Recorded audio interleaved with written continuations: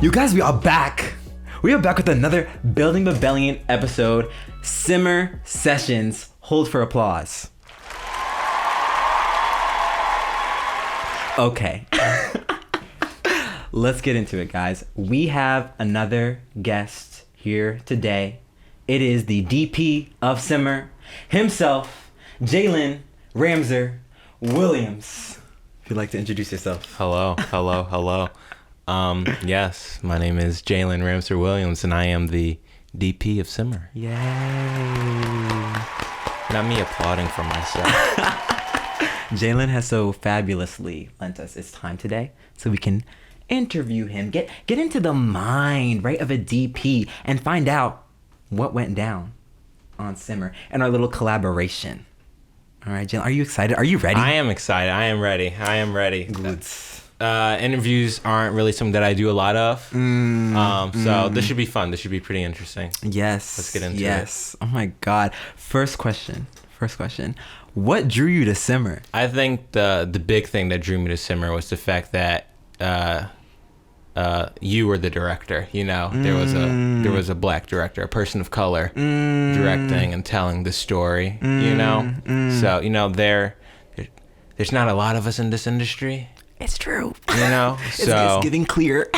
Whenever I see a brother, you know, on the other side, we just got to stick together. It's that simple. You know, I love the story. I love like the poetic aspects of it. You know, I really saw that I could definitely enhance just like the visual storytelling of everything that you were putting down. And in your pitch, for me personally, I thought you probably had like one of the best pitches of during pitch day for the senior theses. So just the fact that you were so prepared and you were so passionate about this piece, I could tell that it was really close to home for you, and just the material and the themes that were presented to be in the film, I could relate to also on a certain level. You know, so I felt that not only would I want to like work with you throughout this process, but I thought it would be pretty helpful and therapeutic for myself in a way, because I mean that's what film and film production is.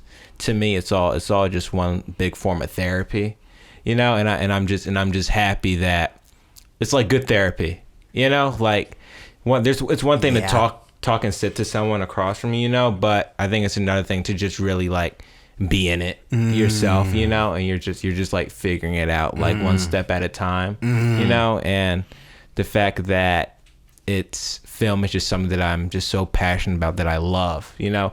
And like it's not even that I love, I'm obsessed. Like it's really bad. It's like film is an addiction, and I don't ever want to stop, you know. I just want to keep going, you know. So I mean, I was just happy. I saw you. I could see the love, and I was like, I'm gonna help this man, you know, because at the end of the day, there aren't a lot of us, you know. So at the end of the day, it's mainly just sticking together, you know, and just sharing the wealth, you know, and just picking each other up. Yes.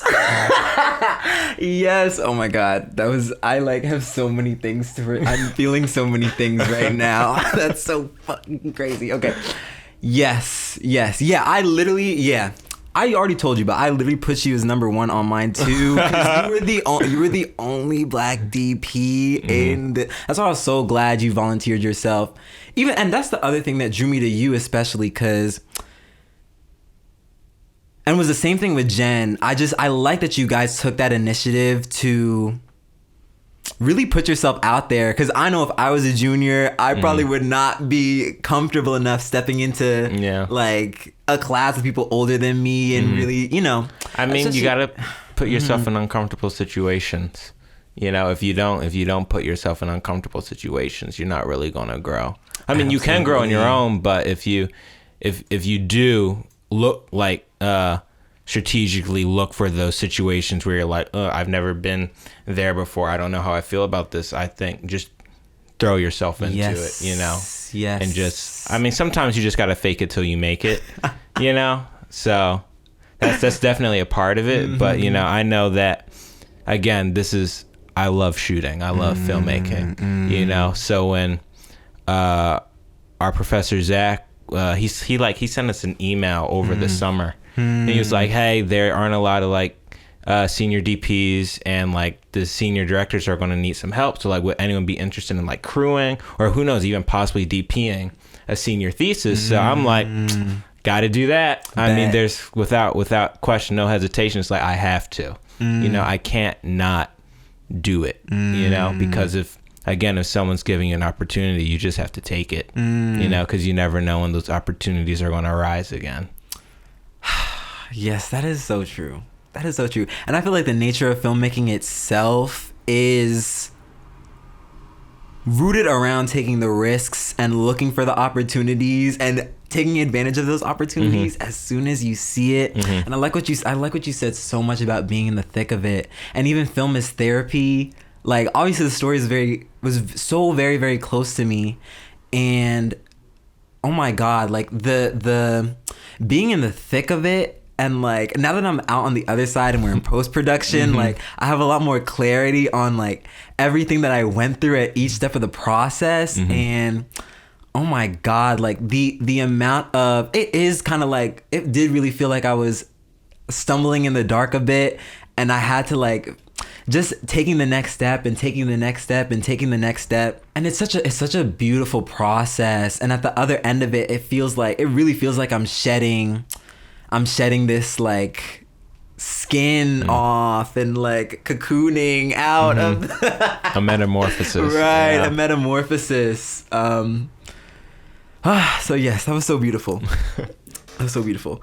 But in terms of translating Simmer into a visual language, how was your approach with that? I mean, at the end of the day, it all comes back to your presentation. You know, I really like to work with people who are like super prepared and sometimes over prep, you know, because it makes my job a lot easier, you know, and it takes a lot of the stress off of me in a sense, because so you already have presented, you know, like mood boards and concepts, you know, so I could already like see, all right, this is what I'm going to have to translate to the screen, you know.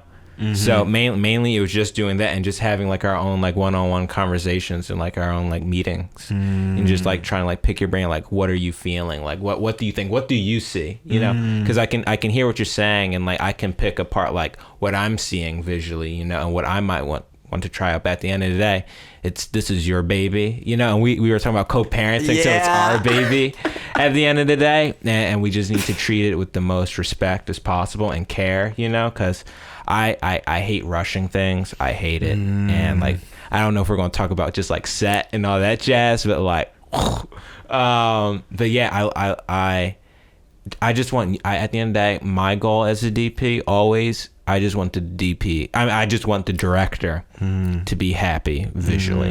If the director's happy with what's on screen visually, if what they imagined when they were writing, when they were thinking and brainstorming about their project, you know, and they're seeing that come to life, you know, before their eyes, then it doesn't really get better than that, you know, because then I know that I've succeeded, you know, in my job and made them happy in that way. So I don't know, that's just a little tidbit. Yes. But, I mean, definitely just, you know, just experimenting, you know, and just throwing ideas, you know.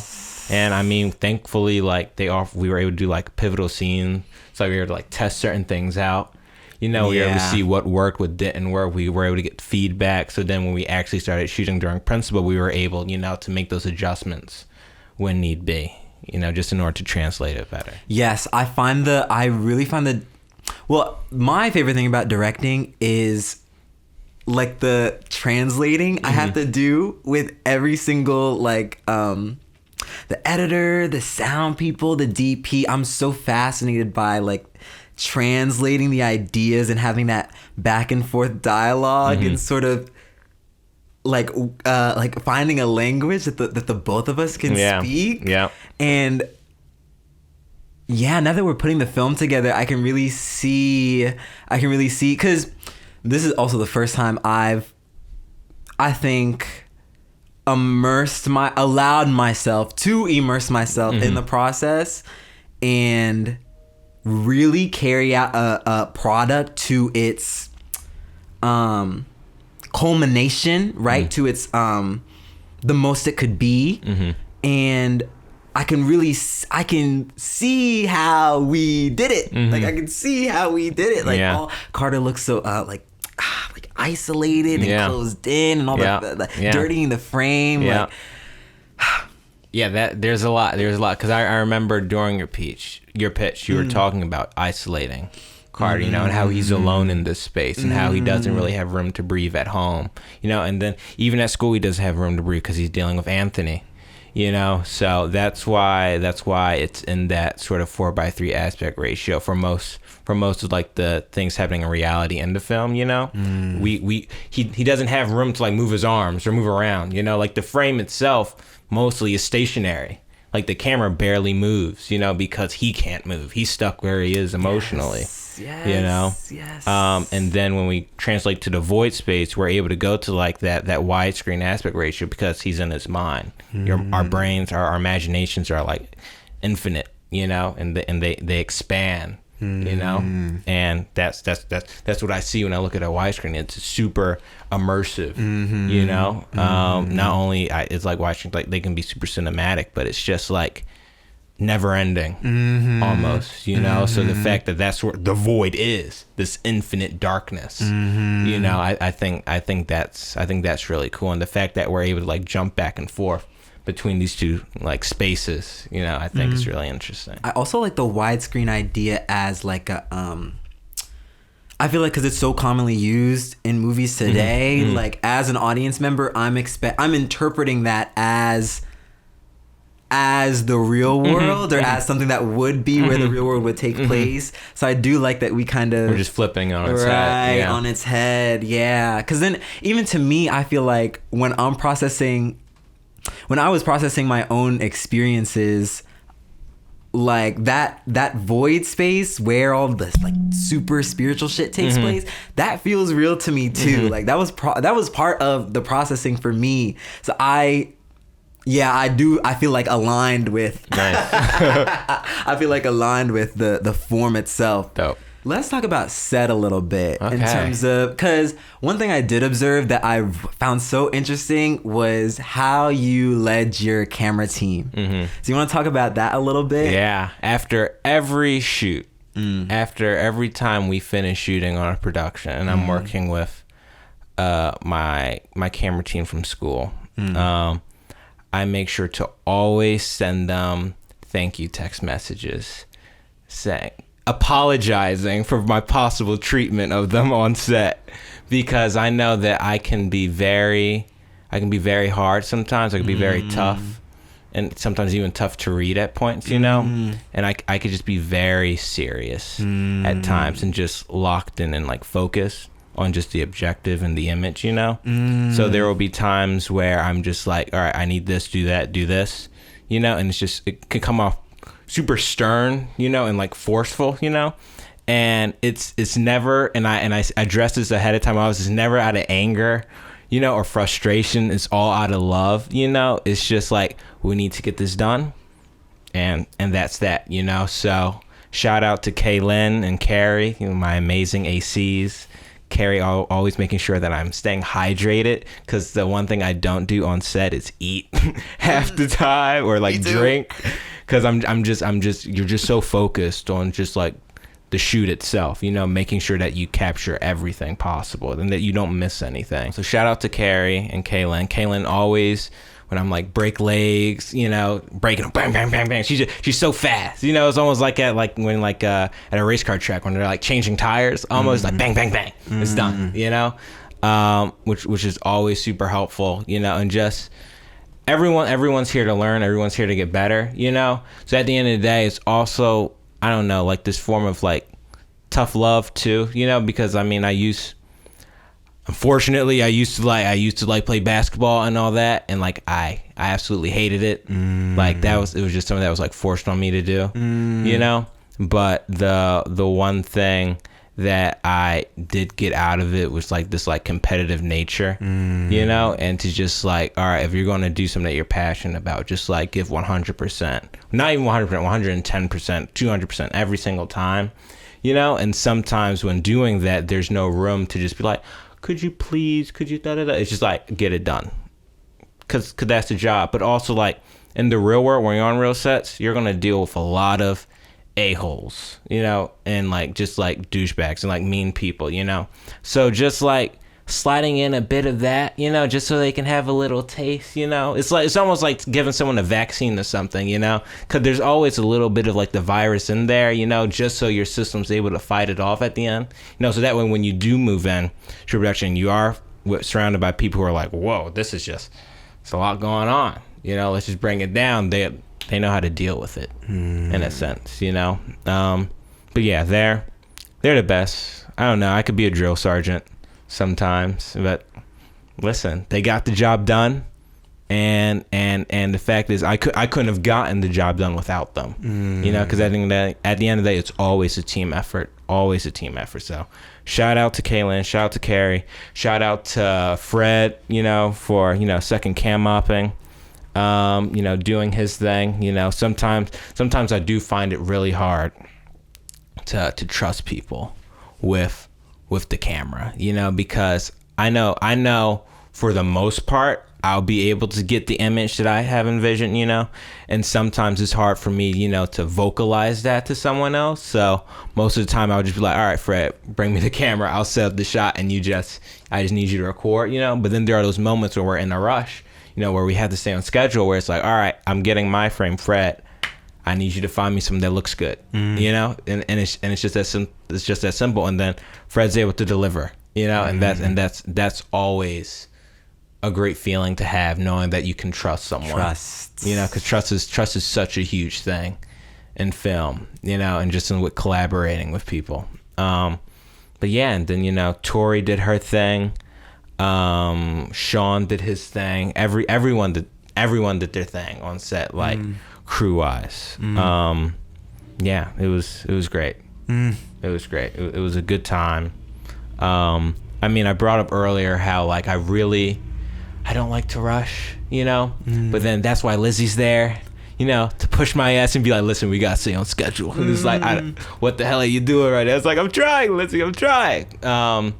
But Lizzie was also really great to work with, you know, because I mean, like, prior to like working on this, like I need you to like be on top of me, because I do have the tendency to I'll get what's in the shot list, but if I see something given a day, I'm just going to start shooting it, because I don't want to miss out on that moment, you know, because sometimes those moments aren't scripted, you know, sometimes things just happen, and then when you see it, it's just like, I need it because it's so genuine, you know. And it's like, I need it. So like let's be honest, most of the time Lizzie's like, Jalen, what are you shooting? It's like, yes. What are you shooting? So sorry, and I'm just like, what are you shooting? And I'm just like, I don't know. This isn't in the shot list. I know, but just let me film it. It's like, stop. Right, please, right. You have to let me know. I'm over here like tuning you guys out. Like, just let him do what he needs to do. It was great. It was awesome. And I know I gave Lizzie such a headache, and I'm sorry. And I'm so sorry. I'm so sorry, but it's funny, you know. It's funny, and it's all out of love, you know. It's no disrespect. It's just, again, getting the job done and trying to get the best that you can at the end of the day. And I know there's this one picture that Tori got of us when during the fight scene, yeah. With Carter and his dad, and we were just thinking, all right, they're throwing the chairs, but we're like, what if they like flip the table? Yeah, you know, through the vase, you know. And then May was there, and she was just like, "What did you say? Those are my plates." Jen's like, "What? What did they say?" And Lizzie's just like, "Producers, no, yeah, no." And then I'm just like, "Josh, come over here, right?" Let me just talk to you real quick. And I'm just like, you should just go up to them and like tell them to like throw everything. Yeah, I didn't do it, guys. You didn't do it, which is smart. It was smart. It was smart. But I'm definitely the devil on your shoulder sometimes, you know. But I don't know. I'll take that. Yes. I think a lot of good came out of it. Yeah. For the most part. Yeah. You know? Yeah. Definitely gave some people some headaches, and I apologize, but I think it worked. And at the end of the day, it made you happy, you know? And again, like I said earlier, my goal at the end of the day is to make sure that you're happy and that the director's happy. That was beautiful. I'm like, I literally have to sit here and hold myself back. I'm just like, I have so many things I want to say. What was your favorite scene to shoot? The classroom scene with Carter and Anthony. Carter, yeah. 100%. 100%. That was my favorite scene. I think visually, that is my favorite. It's my favorite. I love how the images came out. Yeah, I love the color. I love the tone. I think the acting on like Max's part and Steven's part was great. Oh, the back and forth. Yeah, they delivered, and so many like subtle moments. You know, it's great. It's great. Everything came together. Yes. During that scene, you could just really like hone in on like their dynamic. Yes. You know, like people are like watching this film and they're like, "It's Anthony. He seems to be, you know, I don't know." Yeah,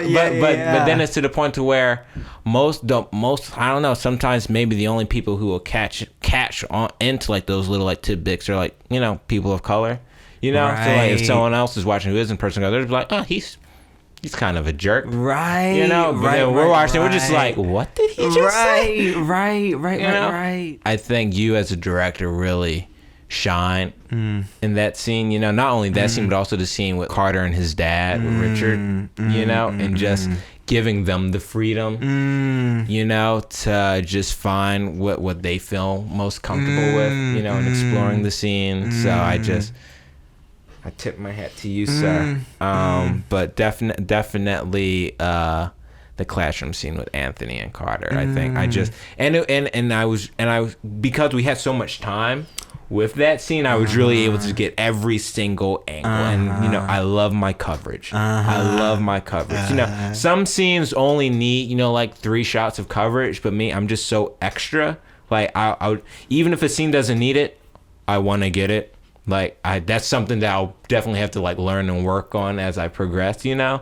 But, like, when the opportunity presents itself for me to just go crazy and to just film, and, like, test things out, I'm gonna do it. So like that scene definitely gave me the opportunity to do that, because there were multiple times where there were certain shots and they looked the exact same, but the only thing that's different is if this shot has look space or if it's short ended, you know. And then like I would talk to you, details. Yeah, you know, I'm like, how do you feel about this, like the short end, Josh? Right. You know, you're like, all right, that's cool, let's do that take, and then let's do another one where it's like he has some look space, you know. Right. So that way Caleb has so many choices in post, you know. And like I feel like most of the time visually I'm always trying to look out for my editors, you know.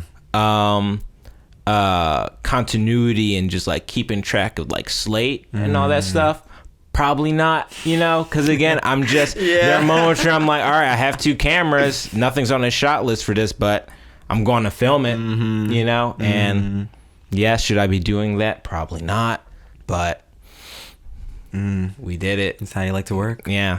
You know, I don't know, and I feel like that comes from I've been doing a lot of documentary work as of recent, and like and just even like with weddings and stuff. You know, it's like very, very on the fly and run and gun. You know, so like when you're in those like time crunches, you know, it's just like do it, boom, boom, boom, boom. You know, because like there's no time to waste. You know, so. If there is a moment where it's like, all right, we need to like catch up, possibly it's like, all right, shoot something. First, like, what do you want me to shoot? I'm like, make it look good. That's your job, bro. Make it look good, because I'm gonna get the shots that I see, you know. But I don't have time right now to look over your shoulder, you know. So again, this comes back to trust, you know, and you know, just wait, hoping that he delivers, and he delivers, you know. So that's good. That's good. I have a good team. I have a great team. I have the best team. I have the best team. I love working with my camera and my gaff and grip crew. You know, they're definitely family at this point. Yes, you know? yes, for sure. Yeah, that's why I had to bring it up, because I really, you guys almost like they can read my mind. It's bro. I'm like, Kaylin just moved. Yeah. Like, oh my god, it's wild. It's wild, and like I don't know. Sometimes because there's so much going on, I'll say certain things, you know. Like I might say like, you know, like save or like strike a light, but I mean the complete opposite, but they'll still figure it out and do it. I'm like, good teamwork. Thank goodness. That's good teamwork. Thank goodness. You know, because like, yeah, it's so strange. Cause like sometimes I'll say something, I mean the complete opposite, and they'll just automatically speak adjust. your language. You know, and it's like, wow. Like it doesn't really get better than that. Cause you know, I have trouble talking, you know, sometimes, and I like say something that means something completely different, and there's like, boom, great. I'm like, what you got? Thank me. Yeah. Yeah. So yeah, it's great. It's awesome. It's almost like secondhand nature at this point, you know, which is it really doesn't get better than that, you know, when it's just a well-oiled machine, you know. Yes, everybody knows what they need to do. Now, what was your least favorite scene to shoot?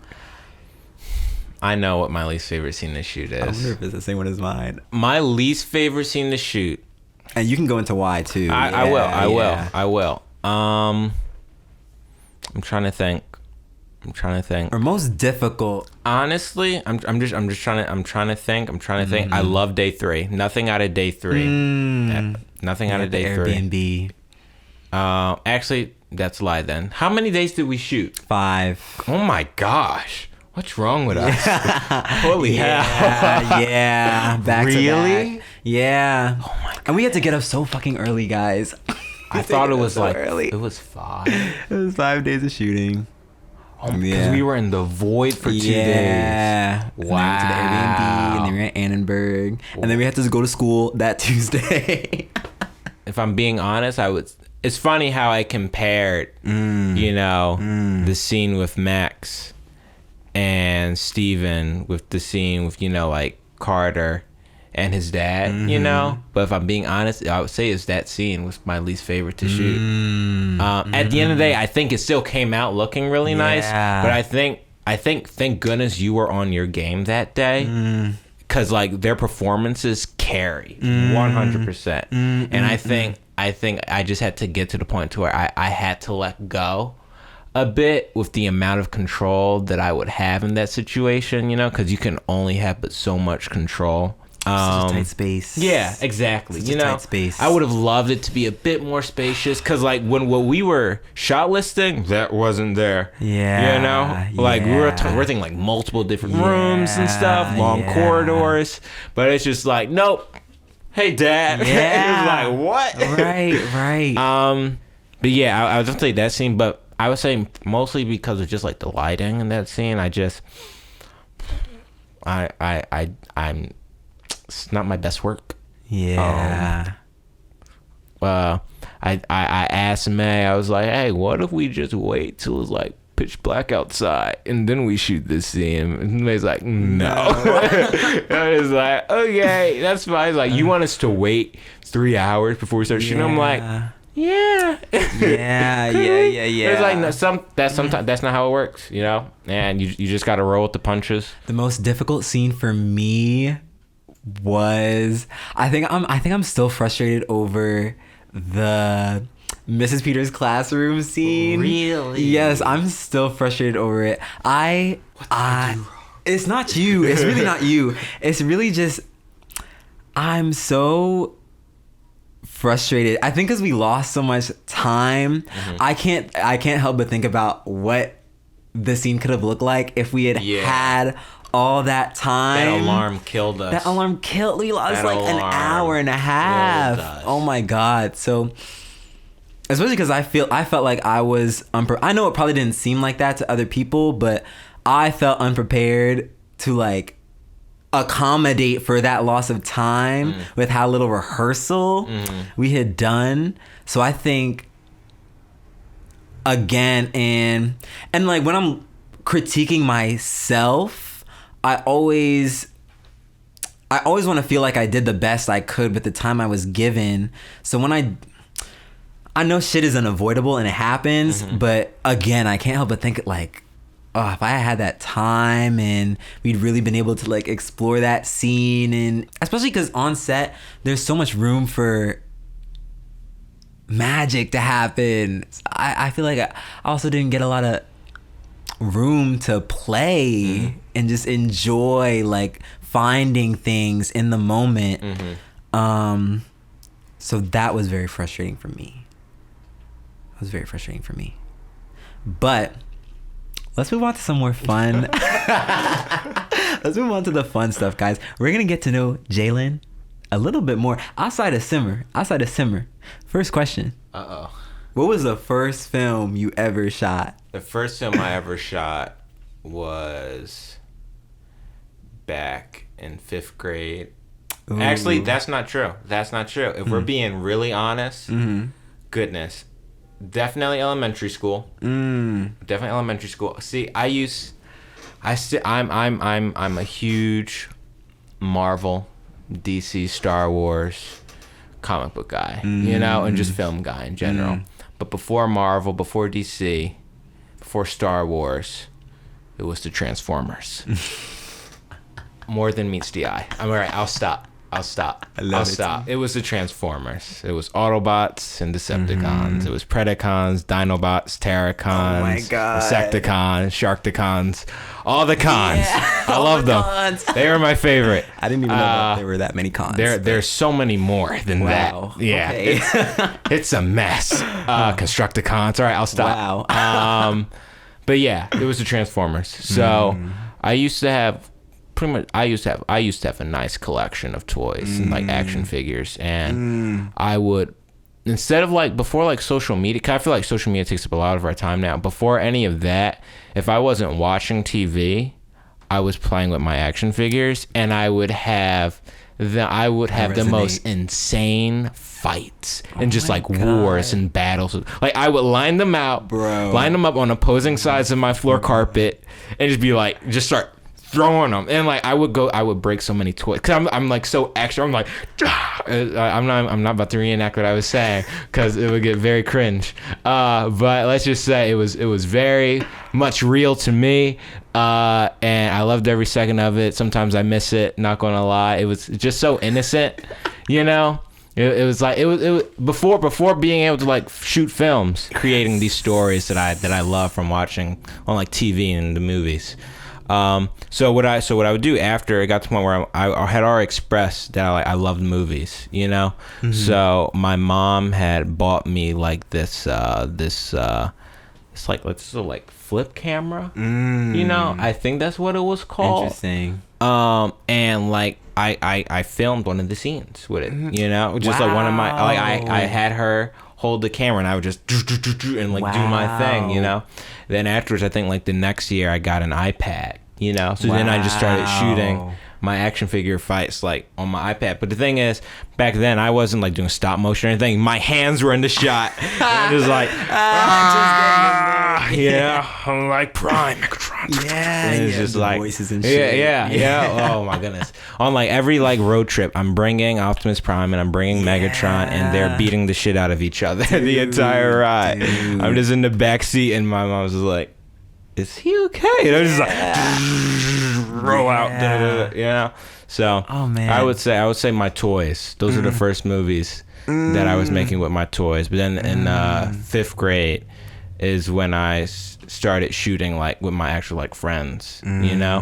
And like my first film was like this like meant to be like this Friday the 13th type vibe, you know. But the thing is, like, we filmed in like a park, so like obviously we didn't have like any like that's a whole nother story. We'll get into that, I'm sure, later. But like so it's just like I'm just chasing my friends around with like a stick that's meant to be a machete, and like we're just filming it, and like like my friend Willow's on the front screen like and then Sam was like, no, and I was like, what are we doing? It was a mess. And it was called The Chase. Oh my God. And then I showed it to my B mom, and she was just so happy. She was so proud, you know. And she could see how proud I was of it, you know. And she was like, you're doing your thing, like you're so gifted. Just praise me. And it's like, thank you. Like I really needed it at that time, you know, because that was right after I like had finally like been able to like stop playing basketball, you know, like that was nothing that was no longer that I had to like go through or play, or like football or any of that stuff, you know. So I was finally able to just focus on my passion and like what I love. So like in 5th grade, I'm just like, I'm shooting just like horror movies mostly, you know, just like slashers and stuff. But that's because when I was really young, instead of watching like Disney, I'm watching like Halloween, you know, Nightmare on Elm Street, Scream, Child's Play, and like all those films, and that's just Aliens, and I'm just like, bro, this is so great. And now I'm just like, you know, and like something's a little off there, but it's okay. I don't blame me. I blame my folks for letting me watch that. Yeah, you know, but it is what it is. So I think it's funny in like 6th grade, you know, and like up until that point, up until like we graduated in 8th grade, it was like we were like most you know when you do like most likely to do, you know, and it was like for me it was like most likely to like direct a horror film. Yeah, it was my thing. And I got that every written single in the stars. year. And I was like, they knew. nice, nice, they get it, right? They get it. Right. And like in 6th grade, I was like, we go to a place called the Schuylkill Center, and like we filmed there. Yeah, for for summer. And like while we were there, I would shoot like I was making like the zombie movie because at that time I was really in love with like The Walking Dead. Yeah, that's a good place for a zombie movie. Yeah, you know, and like I still have the trailer of it too that I made on like iMovie, you know. Yeah, it was like because first I'm just like filming stuff and not editing it with my toys. Then I started filming things with my friends, you know. Then I started editing all those videos on iMovie. Then from iMovie I moved to like Final Cut Pro 7. Then from Final Cut Pro 7 I went, you know, high school. We started editing on like Adobe and all that jazz. So it was just like the transitions. Yeah. One just led into the other. Right. Yeah.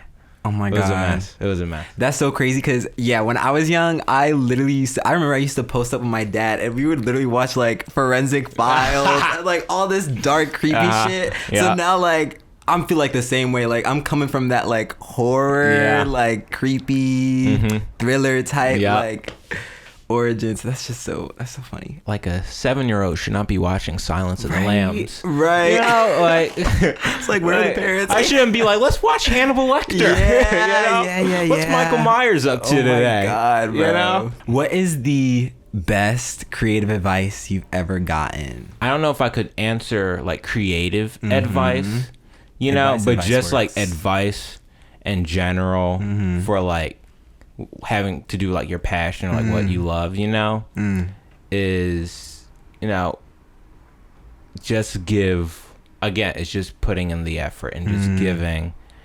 110%, you know, just giving 200%, like never, like don't give up. You know, if you're passionate about something, you put in all the effort that you possibly can. And like you don't do anything you're passionate about, you don't do half-ass, you know, you do it. So like that's why like sometimes on set there will be moments where like if something doesn't go the way that I want it to go, I'll get super frustrated. I'll get really frustrated and I'll be visibly frustrated, you know, and it's just like, oh, what's wrong with Jalen? I'm just like because you care. Yeah, my one job is to make sure that this stuff looks good, you know. So if I'm shooting something and I don't like how it looks, I'm gonna be pissed, you know. So more so just like, you know, you have to give 110%. You have to care about what you're doing, but also like don't care about what other people are doing either. Like focus on yourself, you know.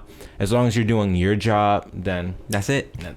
That's all you're responsible for. I would say that, you know. And like my aunt says this thing a lot of times, just like be you, you know. Like just be you, you know. And it's like two words, so simple. Just be you, you know. So don't try to be something that you're not, you know. Don't try to like adapt, you know, to like, you know, other maybe like social norms or whatever, you know. Just be you. If you don't want to do something, don't do it, you know. If you're not interested in something, you don't have to do that, you know. If you like something, you're free to like it, you know. It's that simple. Listen, my mom is Jamaican, and one thing you need to understand, the Jamaicans and the sayings, it's like they have a saying for everything. Wow. So I just grew up with my mom. Like anytime some shit would happen, she'd be like, yeah, that's what happens when you take a horse to a fucking car. Some shit like that. So I'm just like, I understand that. Like it really is just it's the simplest things. It's the simplest ways to say it. It just makes so much sense. So much sense. But no, that is great advice. That is great advice. Do what you love. Do what you love. Because if you do what you love, you'll never work a day in your life. True. Yeah. But remember, no one's out here trying to be a struggling artist. And if opportunities are presented to you, you take them. You know? And unfortunately, if that means if you miss a class here or there, are those classes like paying your bills? No. Are they paying your bills? Are they paying your bills? No. I don't think so. Also, know your self-worth. You know, because a lot of times people will try to take advantage of you in this industry, especially if you're new.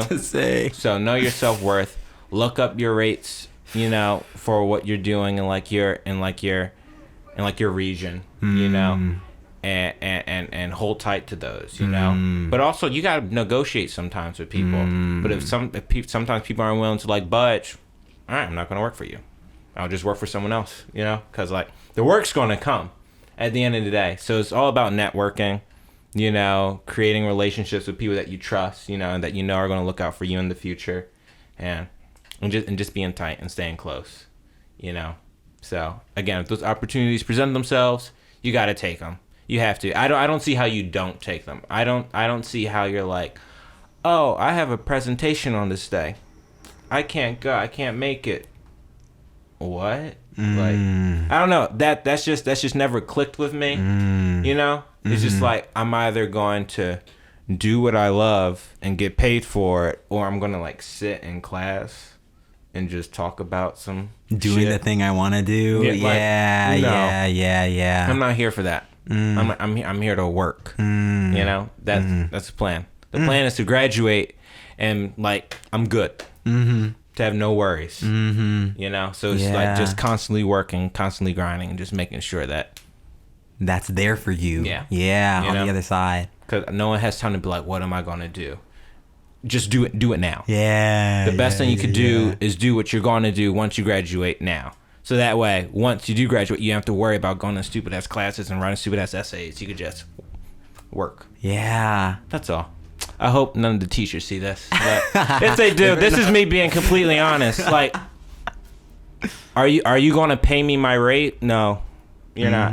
You're not going to pay me my rate. So I'm going to go get my rate. And if that bites me in the ass in the back end about, oh, I'm not able to get an A or B in this class and I end up getting a C, get degrees. I was just about to say. C, get degrees. It's a piece of paper. C, get degrees. That's all I got to say. C, get degrees. And at the end of the day, in the field that we're working in, no one's looking at your grades. They want to see your portfolio. They want to see your reel. So as long as your portfolio and your reel is kicking ass, you're good. You're good. And as long as you make those connections at the appropriate times before you graduate, you're good. You have nothing to worry about. So it's just making sure that you have those things in line and keep pushing and never stopping. Even when you think you might have enough, you just keep going because it's never enough. It's never enough. You want it all. You want it all. And that I feel like I'm going on a tangent here, but like the one thing I will say I did pick up from like basketball, you know, and going through that is like someone who I really looked up to like throughout basketball was Kobe.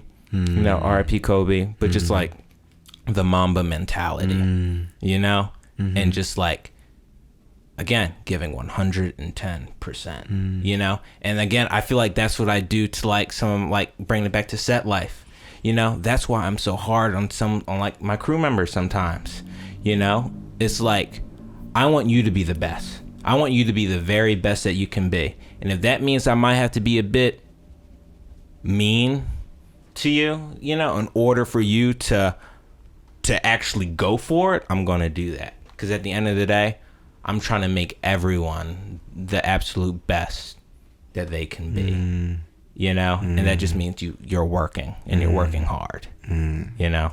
And just, you can't stop. I want to work with people who are obsessed, just like I am. Because if everyone's obsessed, then everyone's good. You'll get to a point where it's like, something's not happening right, or we might need more time. It's like, all right, let's get it. You know? Oh, we got to go over a tab. Okay, we're gonna get it right. I don't have to sleep. What sleep?